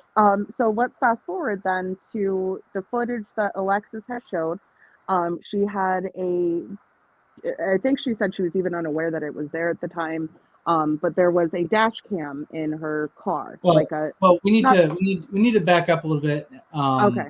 So at some point, again, I didn't spend much time around Alexis at the party. I think I was hanging out with Rhett and maybe one of the, not Taryn, one of the guest actors that came out. But I do remember at one point I remember seeing Alexis, and I think she was sitting down next to this. It wasn't like a show. I think they used it as like a ticket booth, and she was sitting on the steps there, and she was just kind of sitting there, kind of alone. And so I think I walked up to her and I talked to her, and she sounded upset. I don't remember specifically everything that she said. I had been drinking, she had been drinking, but she was upset. I do remember her specifically pointing over towards the direction of Alyssa and Taryn, I believe, or Alyssa and Taryn had just walked from that area. Either way, they were over in that general direction. And for some reason, Alexis was upset. I tried to talk to her. I don't remember everything that I said to her. And then I went back to hanging out with Red. I might have tried to, I think I might have went over and tried to throw an axe or two. I can't remember exactly. Anyways, doesn't matter. Fast forward a little bit, we hear that Alexis is trying to leave. I knew that she was drunk. Everybody was saying that she was drunk. And so me and the main Cadis guys went over there, and we didn't approach her. I specifically did not approach her car and try to talk to her directly. I stood behind her car along with Rhett and Grace while we were trying to find her a designated driver, somebody to get her home, because she was inebriated. And she was clearly upset. And I don't know if you. Yes. I mean, well, I'm assuming I you don't. got word of that because you can hear in the footage multiple female voices in the car with her trying to calm her down. Yes, I remember several females going back and forth and talking to her. I don't remember exactly who went back and forth. I know some of the other contestants went there to talk to her for a little while, but either way, she was in her car. She didn't want to leave. I know she wanted to leave. We were just trying to get her a designated driver. I think eventually we found one at one point when I think she might have put it in park or something, but it looked like she was getting ready to leave. And I remember I took a picture of her driver's license and I dialed 911 on my phone. And I was ready to call the police if she moved, because we cannot, I'm not going to be party to that, right? At all. Especially because I don't like drunk drivers and none of that stuff, right? But eventually we got her a designated driver, or a designated driver came up there and was able to drive her home, and not home, but back to the hotel. And so that's what they did. And we stayed. Okay, I'm going to pause you really quick here. Mm-hmm. Because she is saying, please stop. No one found me a designated driver. Stop lying about me being drunk. 30-minute video posted in my group of when I left the barbecue and how that went down. And I watched that same video, Alexis. I watched it in full. And in that video, you see exactly what Brandon is describing from his perspective of being outside the car, taking a few photos of the license plate. You see several people milling around. walking by. People are inside your car, obviously concerned about you. Female voices, I don't know who all they were, but everyone I heard in that video talking to you were being very kind. We're very worried about you. Everything that you were talking about in that video seemed to me that your number one source of trauma, or your number one, the thing that was upsetting you the most as you were crying, was that Taryn and Alyssa, both of those names kept coming up, but that Taryn went extra hard on you, you felt, because apparently Alyssa had said or accused you of doxing her child's address, right? So, and that this was something that had happened before this show started. You didn't realize Taryn was even going to be there as a guest actor, and you felt that Taryn went harder on you than he should have because he was personally angry at you. That is what you are talking about in the car with these women. These women are, I have every idea because I'm giving you what I heard on what you shared, the full video. I watched the whole thing. So yes, I wasn't there, but I'm giving you what I heard in that video. Everyone trying to calm you down, be kind. There was one girl that said something like, well, I never really liked you, right? Like, so that was rude. I don't know who said that or what the context was of that, but what I gathered after watching that video was that there was some personal drama with Taryn, a guest actor, and Alyssa, who I think was supposed to be a participant in the first place, and then couldn't go through because she, at the time, I guess, thought, or maybe she was pregnant. I don't know all those details. She told us that she was pregnant. I don't believe a word. Okay. Yeah, that's a whole different story. She's right. Yeah. So I don't want to get. I mean, we can get into that, but she totally screwed me over. She screwed us over. It was, right. And so this is, and I do definitely have an idea because, believe it or not, Alexis, I think that what you are saying about Taryn and Alyssa and maybe them having some kind of personal drama issue with you, or you with them, vice versa, I think it's very possible that Taryn took that out on you. And that crossed the line between being a professional moment, right, at a professional haunt, to being a personal thing. I think that was totally wrong, in my own opinion. So anyways, moving on. You absolutely did have a designated driver, because you can hear at the end of the clip, somebody gets into the car and starts to talk to you, and you tell them, I am so sorry, we don't have to leave. You don't have to leave. I'm fine. I don't want to ruin your night of fun. And you hear that person say, no, don't worry about it. They ask you some questions about the car, and then the car starts driving. So I absolutely believe that they were trying to facilitate getting you a designated driver, whether you were drunk or not. I don't know. I wasn't there. Well, but you were at least hysterical or upset enough. Boston, I'll say this. I saw her drinking that night. She was definitely drinking it. I don't know if she was super wasted. I'm not going to make that assumption, but the amount that I saw would have left me inebriated. That's all I'm going to say. So I would say it's within a reasonable degree of certainty. She was inebriated. All right, can we move to questions now from chat? Sure. Because it doesn't matter what's being said, right? We're not trying to change her opinion. No, well, hold on. So can I address something about that real quick? I'm sorry, I didn't interrupt you. So yeah, the whole purpose for me is to coming on here is that people don't have to believe me. That's fine. You don't have to believe me. It's just at this point, I feel like I need to tell my perspective. I've never told my perspective before.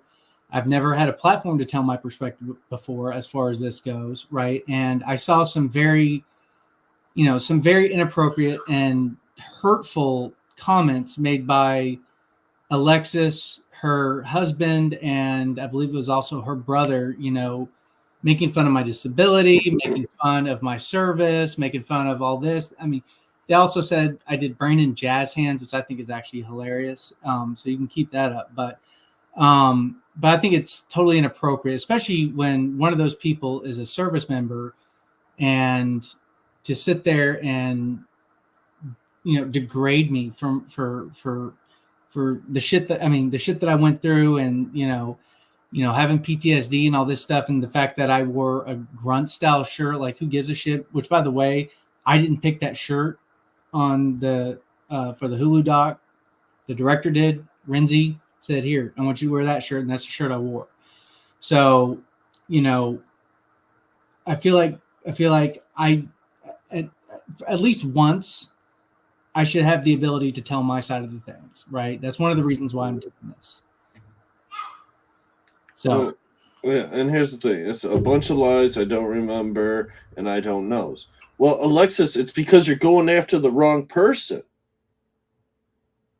There's 3 other owners, right?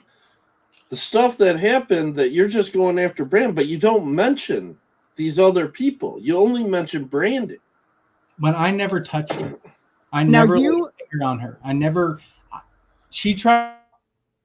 So the next morning, after we finally got done cleaning up, and I went back to the hotel that I had been in since July the 2nd, I go out, me and Rhett, we realize we don't have our chargers. So we go out to the van to get our cell phone chargers, and Alexis and one of the other contestants is there, and we notice them there, and then the other contestant, not Alexis, starts waving me over. And so that's when we start walking up to the other contestant, because Alexis was on her cell phone. When Alexis got off her cell phone, then we had a rather pleasant conversation. In fact, if I remember correctly, she tried to give me a hug at the end. And I don't think I accepted. I might have, but if there was a moment between July 2nd and July 6th when I left, that was the one and only time that, I ever even touched her in any fashion. So right here is why you're called a predator, because you're the only one available to talk. Well, I don't know that that's very Also this. My group isn't just about Brandon either, but I'm definitely going to defend myself in the lies being told. What lies has Brandon told? This is the first time that he's like publicly addressing this. I've never talked about her. I've never said anything about her. And I'm not going to say anything about her tonight. Like, I still respect the hell out of her for what she did. Well, right? And I think maybe she needs to hear this. My last question for you, and then it's all to the chat. My last question is, in hindsight, as co-owner, someone who does have a level of responsibility for the business side of Catus Silvis, for the haunt itself, in hindsight, looking back, what is there anything that you would have liked to have been done differently? And if so, what is that? Yeah, there's quite a few things. One, I never would have had Taryn there. I never would have had Alyssa there. With hindsight being as it was, I would not have had that stupid group. I hated that group. I would definitely not have all the Catus Silvis members have different profiles and interacting, with contestants prior to shows. That should never have happened.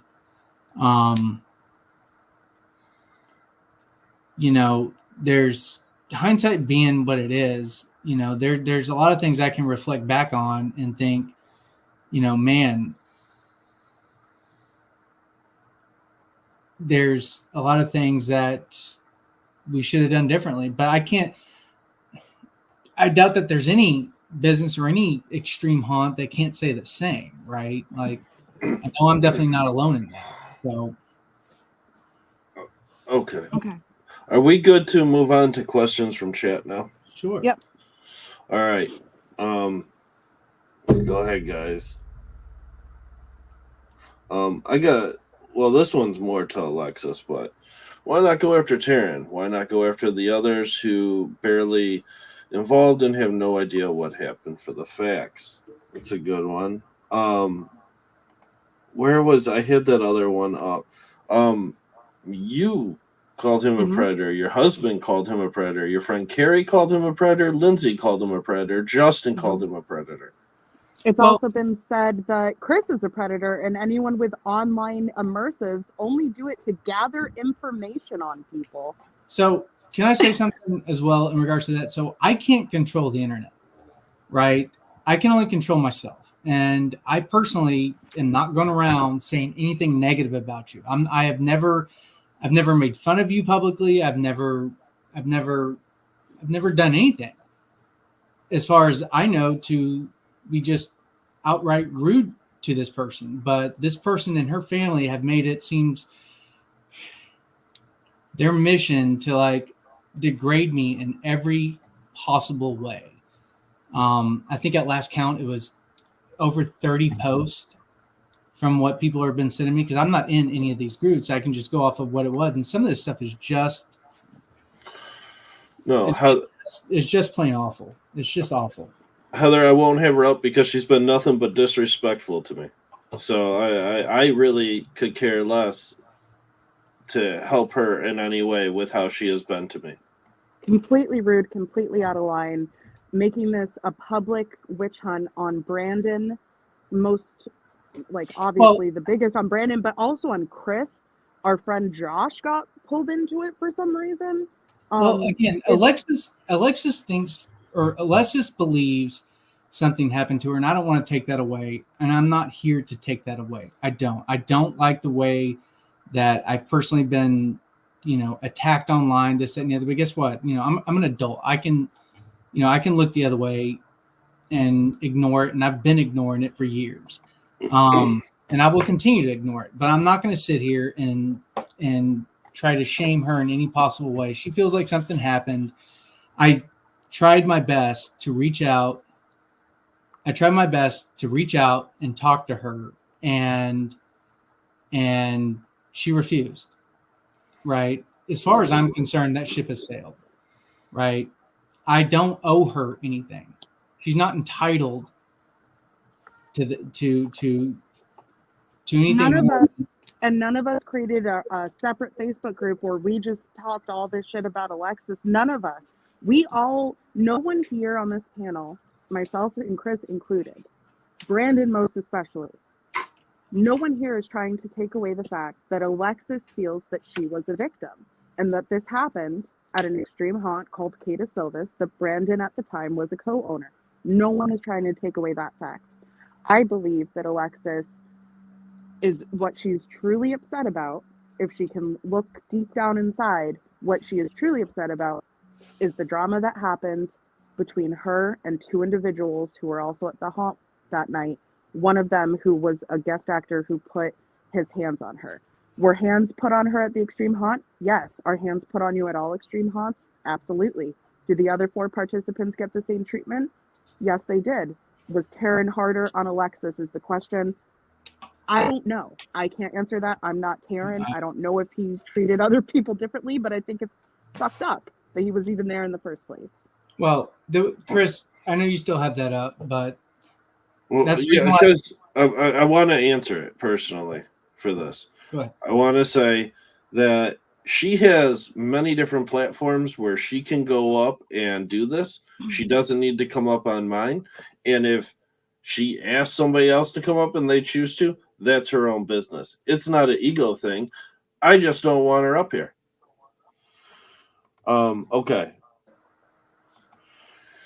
Can you talk to who has her footage and convince them to release it to her? I have. Oh. I have. You've tried, or? I've tried 7 times within just the last 2 weeks. I thought you said you didn't know who had the footage. I'm speculating, and that's another reason why I think that the person who I thought had it might not have it. Okay. I can only speculate. Because I don't know for a fact that they have. Because they've maybe been telling you they don't, so you've been trying. So My Well- question for you about footage is what we just watched last night, because she just said she wants her husband to be able to watch more than 10 minutes of it. I know what I watched last night was definitely more than 10 minutes.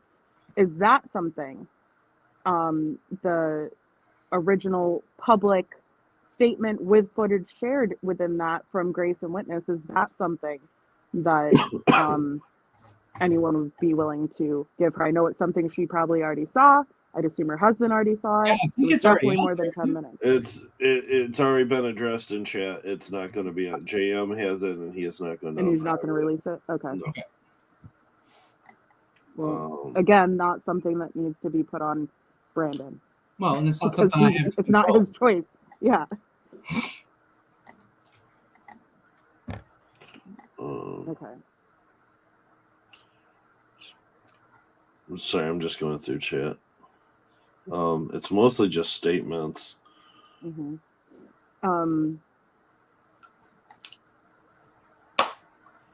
Yeah, I haven't looked at any comments. And I will say, just for people watching now, since JM isn't going to release that for whatever reason, that at the time when Grace and Witness made that, they also, just like Brandon did tonight, owned up to things that they wish could have been done differently. And they said going forward, they have new rules. They're not going to allow any actors to, or even guest actors, anyone to communicate outside with contestants, because it causes drama. And then when drama happens, and if you go through an extreme haunt, you're going to get some superficial injuries, you're going to experience pain, etc. And then your mind, if it ever crosses into the, oh my God, this is personal, this isn't part of the show, you're put through some extreme situations. And for your mind to have to fall into like, well, wait, I was arguing with this actor a week ago about this or that, I don't feel safe anymore. Like that's a horrible situation that shouldn't happen at any extreme haunt. So a lot of extreme haunts, that's their role, is to not make shit personal, you know? Oh Alexis my God, has thank you. pictures up in her group that you can see. Yeah, and not once have any of us told people, oh, don't look at what Alexis is talking about. Like, the fact is, Alexis, I wish you would at least own up or apologize to these two people on panel with me for the absolute mistruths and lies and narratives that you have been painting on them, because you know that's Okay. it's not true. All right. Is it possible any of the persons traumatized by CS at the time in the past are now getting coached, groomed, and re-traumatized by separate unnamed Facebook group administrators? Well, so can I address something to that? I mean, Yeah.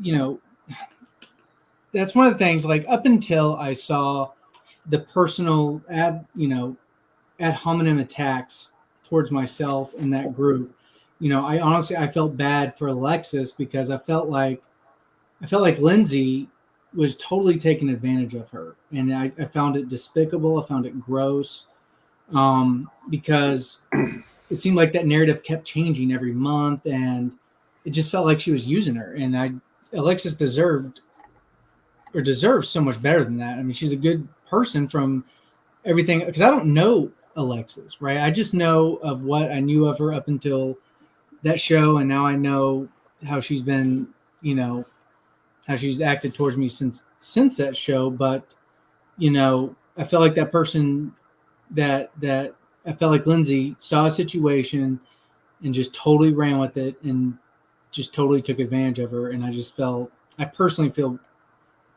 felt bad for her up until until Alexis's family started attacking me. And I just feel like it's inappropriate. Whoa. Yeah, I tried saying thank you when I first saw that. I'm sorry, that just popped up. Thank you so much, Pink. Thank you. And this was a question from Alexis. Oh yeah, that was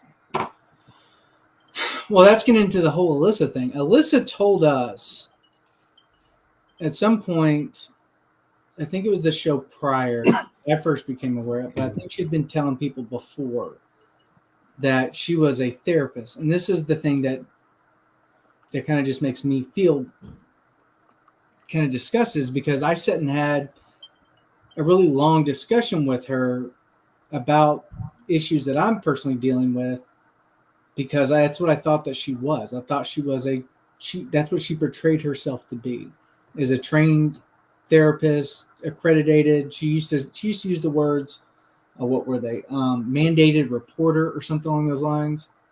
And then come to find out much later that she's, I think she just cleans or something, right? She might have had some sort of job with Amazon. I really don't know, but like, we were really kind of duped by all of that. I know I was personally duped, and it sucked because I was sitting there telling somebody stuff I don't talk about to somebody who told me that they're a therapist and they've never received an ALTA training. So anyways. Okay. Oh, that's a good answer. So can I respond to this one? I don't. But why didn't they stand up to Justin when he called a group a pro-Russ group? For me personally, I was shocked when they left, because, well, Lindsay got, this is how I looked at the series of events. Lindsay got booted because she would not drop the going at Ben and Danny, because they had used Kata Silva's people to interview in one of their series. This was in a mod chat. Justin ended up booting her because I guess they had an argument. This wasn't, none of us were like, oh my God, like, boot Lindsay. Like, he had always told us, none of us really got along with Lindsay or liked Lindsay. We had our own personal issues with her, but we all were very civil when we were all mods together. So when Lindsay got the boot, she created Alexis's group so that Alexis could talk about the Kata Silva stuff. What it turned into was immediately just going after Brandon and Chris and saying that the MME group is bad because their mods own and run haunts that are way worse than Russ, and they're predators just like Russ. And so the other Facebook groups that are actually McKamey Manor support groups started sharing their stuff. And then we started seeing Lindsay and Alexis in those groups. So to me, from the outside looking in, it did look like they were like, well, screw, you know what, McKamey Manor's fine. Let's team up with the McKamey Manor support groups to try to bring down, it felt to me like a vendetta against McKamey Manor Exposed, because Lindsay got the boot.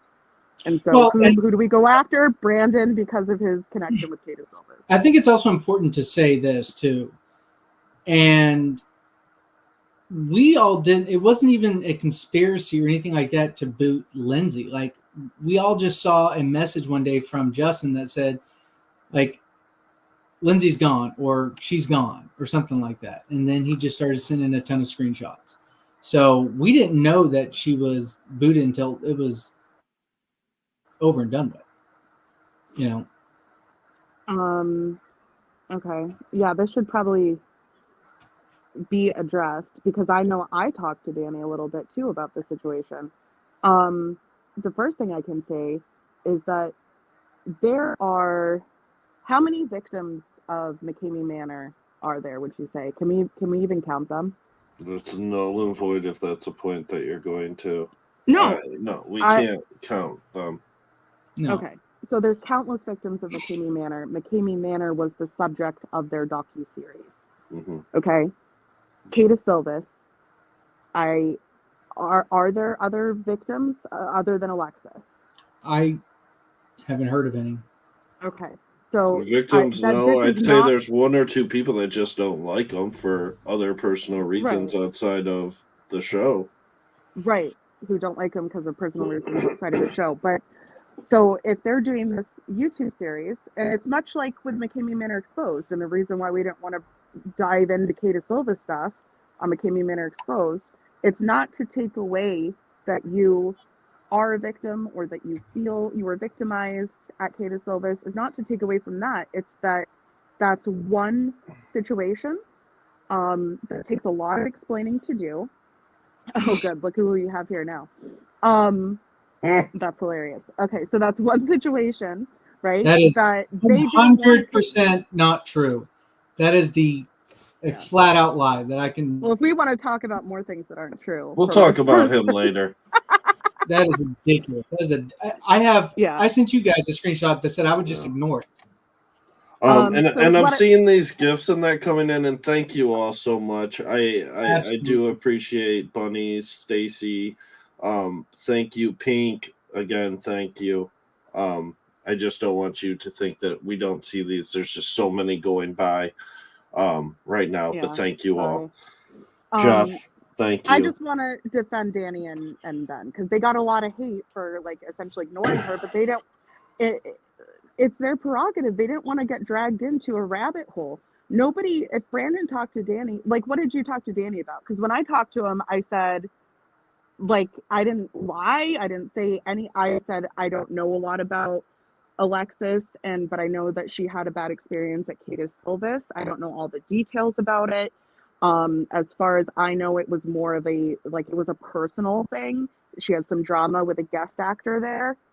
So stop me whenever I'm lying. Let me know, Alexis. But I said, I believe she did get hurt. Like I said this. I said I believe she did get hurt by this guest actor, and people get hurt at extreme haunts. Did he take it too far on her? I can't be the one to judge that. But she feels victimized by it, and as far as I know, there aren't other like victims or anything like that. They handled this years back, and it's been settled. That's what I told them personally when they asked me about it. So what was your conversation with them about it, Brandon? I think it was like a 5-minute conversation. I don't really remember spending a whole lot of time on it with them. When I was Ben and Dean, it was all McKamey Manor related, right? Yeah. It had really nothing to do with the case at all. So I don't remember everything that was said, but I do remember the conversation was short, and that was it. Mm-hmm. And that's their prerogative, just like it's our prerogative or Justin's. Like, hate to even say that, but of someone's Facebook group or of someone's YouTube series, it's their prerogative to cover what they decide to cover and what makes sense in their series. Can we address this? Mm-hmm. Kay Silvis was Russ's actors when he first moved to Tennessee. Now, yeah. To me, I felt like Kata Silvis was a separate entity, and it was like they didn't work for Russ. Well, let's also remember too is that they were with us for a very short period of time, like a total of maybe 3 or 4 months. That was it. There was a handful of shows that was within that partnership, right? And outside of Marissa's show, they were held at different locations with different people. Like when I went through McKamey Manor, nobody from Kata Silvis was there. Like, and it wasn't even on the same day, right? I mean, and wasn't until I was done with Kata Silvis that I even realized that Russ was there filming, and that was his only role was to film. So I think the reason maybe she brought that up is to say, like, well, you can't say Kata Silvis and McKamey Manor are two separate things. Yes, we can. They certainly were. Yes, we're all aware that they helped act and ran a few shows together. We're all aware of that. No one's trying to hide that. In fact, we're going to be covering that time period in our Rise and Fall series. You and Marissa were 2 of 6. What? I know you, Marissa, and Jeffrey. Yeah, it was it was me. No, I'm sorry. It was Marissa, Jeffrey, me. There might have been one more. Really? And then it was Marissa again. So Marissa counts twice.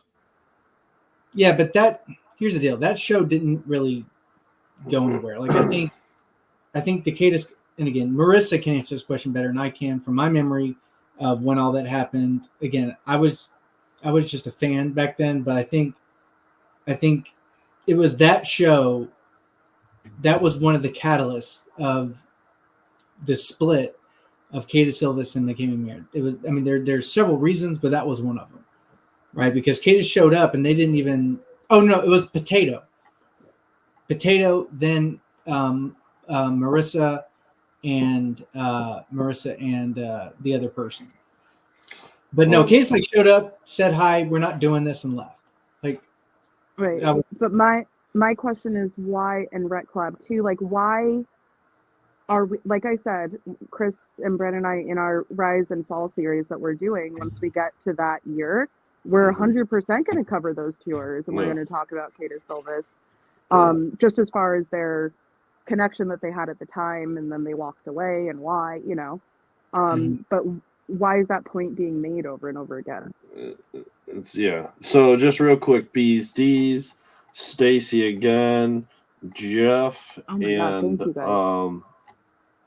Eric Cooper. Thank you so much, guys. So much appreciated. I'm not seeing a whole lot of questions. They're mostly statements. Why do you feel the need to join the receipts group as an alt when Alexis didn't feel comfortable around you, especially when it was advised as a safe space for victims? Is that to us or is that to somebody in chat? Yeah, I think that might be to someone in chat. Okay, because we got little Napoleon running around in chat. And, well, I didn't join anything in an alt. Oh, no, I will say this. There was one screenshot that came out that they were accusing, because I joined because I'm a little nosy person. If I join a group with an alt, it's because I want to know what's going on, and they won't let me in. But I never like interact with anybody as an alt. I'll never type as an alt. But there was one screenshot that they posted saying, "Brandon, we see that you're in our group." That was not Brandon, guys. No. So that was me. I'll take full ownership. That was me being a little looky look. No, I'm not in any group other than the ones that my profile is in. Oh, does that make sense? Sorry. Here you go. Brandon, do you agree my injuries in my pictures happened at the hands of CS? I have no idea. I really don't. I can answer that. Well, yeah, that's true. I think that Justin has 3 predators running his group. I mean, I know Justin's one of those predators. Who are the others? I know. I don't know why Justin's like saying that. That's freaking crazy that he. Wow, Justin. I mean, I'm so happy that finally you're not lying right now. Yeah, doesn't he have innocent women to go harass or? Oh, yeah. There was one injury we didn't discuss, so I'll ask this question. Her tongue. Do you know there was like forceps or something that like pulled her tongue out? Was that like a stunt or a prop that was done on other participants? Do you know who did that particular one? Because she did receive I don't know what it's called, but like an injury on that thing that holds your. I'm like pointing at it. That thing that holds your tongue down. No, the reason. Okay, so there's 2 questions out there. So this is what I'll say about that. As far as the tongue goes, there was nothing planned for a tongue. Like that was never a part of the plan. Okay. As far as I know. Well, not as far as I know, because according to the actual plan that I wrote up, nothing involved anybody's tongue. Mm-hmm. So that happened, then that was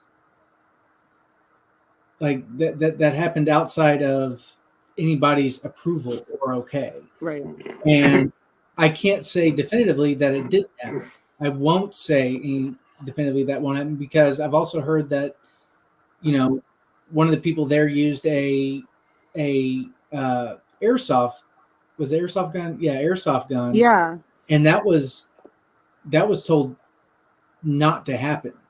Right, like they were just supposed to be visual props and not actually used, and they had Yes. heard that it was used. So there was things, and Kata Silva's, at least Witnessing Grace, admitted this again years ago when they did that video addressing the situation, that some of the guest actors did things that they now realize if they are going to have guest actors participate in shows, they need to train them better and make sure that it's, you know. Yeah. Well, I know specifically that I told that particular person not to be shooting anybody with Right. the daggone airsoft gun.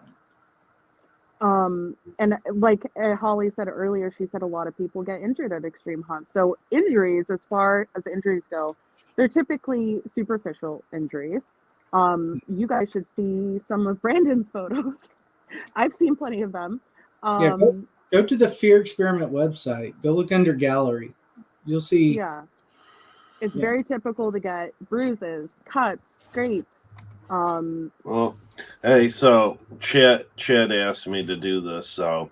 Okay. Yeah, I was going to say, I don't know why we're even allowing. Because I guess because we wanna... know one of the millions of alts will come in anyway. So what's the point? Right. So, got to give the people what they want. Right. Bye-bye, asshole. Was he? Oh, he was just being stupid throughout the whole thing. Okay. I did my first solo show and I was not injured in these ways. So I think we can both, I'm going to specifically talk about her shoulders because that looks ouch. And you, Alexa, said that it was your sunburn, and then the vinegar was poured on your sunburn and it caused a chemical reaction. Yeah. Well, I do want to say that I do need to wrap it up soon. I still want to answer those questions, but I do need to go because I have to go to. Yeah. But I'm still happy to answer a few more questions, especially if there's one that Alexis wants to know specifically. So I don't want her to think that I have to go for that very reason. Okay. Well, that, I don't know if that was the question, but that was a statement. What was it? She said the injuries, she didn't receive any of those kinds of injuries when she did her first show. And I know you weren't there for her first show, but. No, I wasn't. So I don't know. I think that it's a mix of things. I think, unfortunately, the contact thing, having the contacts in your eyes when that stuff was put in probably created an injury. And that was, you had signed a thing saying you weren't wearing contacts. And once they realized your contacts in, I heard people say immediately, like, stop. They ran over with water bottles, took your contacts out. They stopped the show, and shortly after that, you quit. But I will say this and again, I was there at the beginning because I remember, I think she brought up the stalks because I think they're called stalks, right? The wood that stick on the shoulders. Mm-hmm. I think she brought those up, or she mentioned that earlier. I was there for that, but I don't remember hearing anybody really like complaining as far as I need these off now type deal at that time. Right. Yeah. When she got the vinegar poured on her, she says, ow, my sunburn, ow. I have scrapes on my back from the bottom of the pool. Like, so she clearly, it affected a previous injury. It wasn't like, I think out of all of your injuries, the ones to me that are the most, like a lot of them seem accidental, and or again, like bruises, small cuts, that sort of thing. It's normal to get like roughed up a little at extreme haunts. I think the one that is the biggest issue and the only one that really like the biggest focus should be on is if in fact you got burned on your face with a cigarette. That's fucking horrible. And that would be something to take up with Taryn Neal. It was not something that, from what I've heard from at least Brandon's knowledge, we can't speak for anyone else at Kata Silva's, that wasn't something planned. It wasn't part of the show to burn anybody with a cigarette, correct, Brandon? No, God, no. No, and like I said, I don't know definitively that she was. I truly don't. And that's from seeing the footage and talking with everybody there. I don't know that she was. If she says she was, okay, so let's take it. Let's give her the benefit of the doubt and say that she was. Well, that was in no way, was that a part of a plan. That was not a part of a show. That's never been a part of a show. That's definitely not something that I would have ever agreed to. I think that's cheap. I think that's stupid. I think that's irresponsible. But you know, yeah. I mean, what more can be said about that? And I will say, on a personal level, I know we don't know each other directly at all, Alexis. Um, I know we don't necessarily, I don't like how you've talked about my friends. Um, Things that are just completely not true. I'm sure you don't like me for defending them, but I will say that when I watched that dash cam video that was posted on your page last night, it was heartbreaking because I did hear somebody who was really sad and upset, who felt everyone was out against them, that friends, people that they thought were their friends weren't, and that you couldn't trust them. And I heard a lot of sadness in regards to Taryn and Alyssa. And so I'm sorry that you went through all of this. I'm sorry that you're still upset about it all these years later, that you feel things were done and then not addressed. So I do have empathy for you. And I am sorry that you went through an experience where you didn't think your injuries were part of the show. What is this post-show firework? Who did that? There was a live with JM. I remember this. Oh, There was a live. I believe JM was hosting it, but it was always like bringing up the people after they went through like a day later. mm-hmm. And I do remember they did it without Alexis. At the time when I was supportive of Alexis, and there, I remember her saying something about how, like, I believe they just did it and didn't even tell her about it. And so she was left out completely. And then she found out while it was going, and they did not allow her up at any point in time. Well, I wasn't a part of that, so I really don't know anything about that. Oh, okay, cool. We got a question. Get the signing document. Yes. Question. So do you have to sign any document that you might get some minor injuries, and where is the line drawn in that respect? Yes, you have to sign. Yeah, that was part of the waiver that everybody signed. And it's explained in that waiver that, injuries could occur. This is an outside deal. You might get bitten, and it's standard verbiage.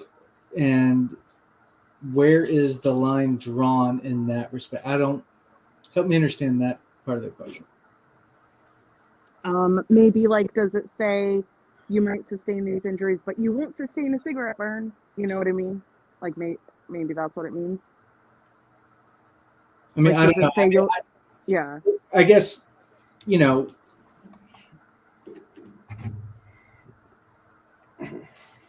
well, I mean, I personally don't know anything about that live. I didn't run it. I wasn't on it. I wasn't invited to it. Mm-hmm. So. Well, she said she ended up getting up on it. Oh, she did? Oh. Yeah, she had to get an email to her. Oh, I know nothing about it. So. But yeah, she got on it.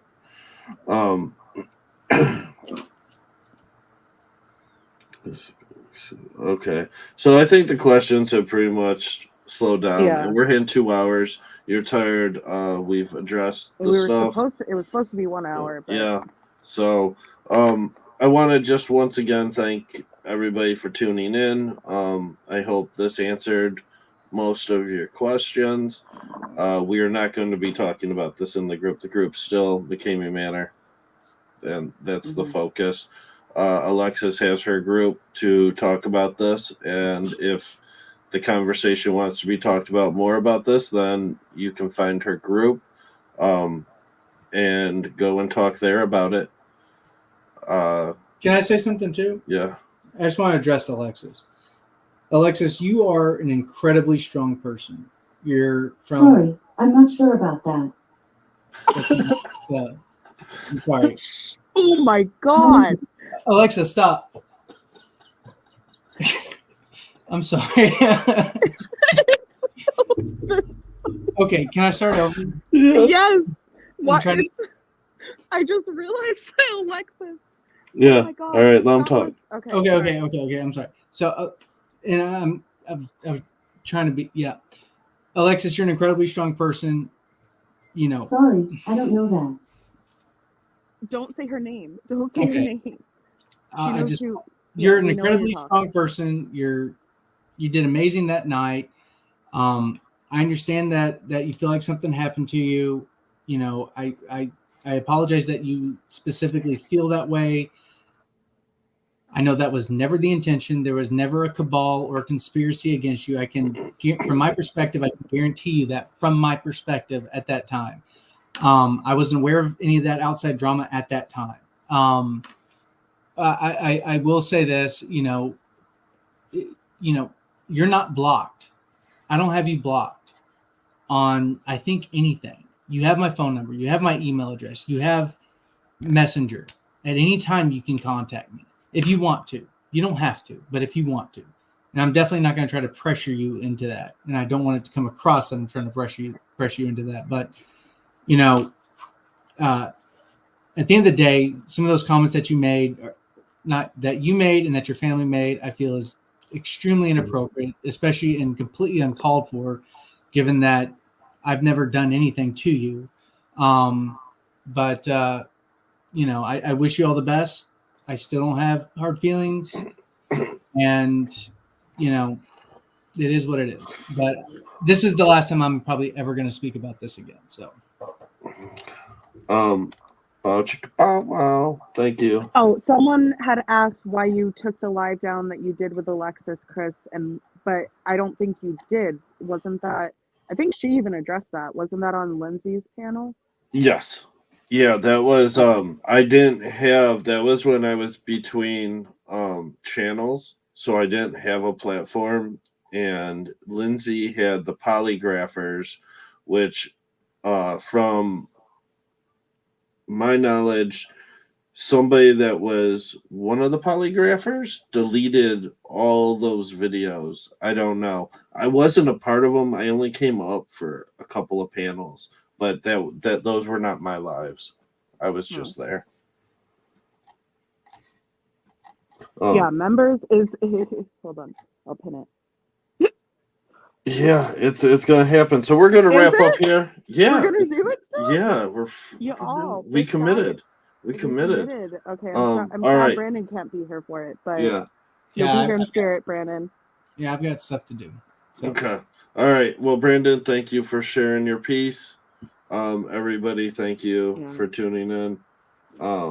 And yeah, I will talk to you all again soon. Thank you for all those that donated and bought memberships. We appreciate you so much. Thank you. Have a good night, everyone. And if you're a member, give us just a few minutes and tune in to take a quick members only potty live. break. Yeah. Take your smoke all right. break. We'll good be night, back. everyone. Good night.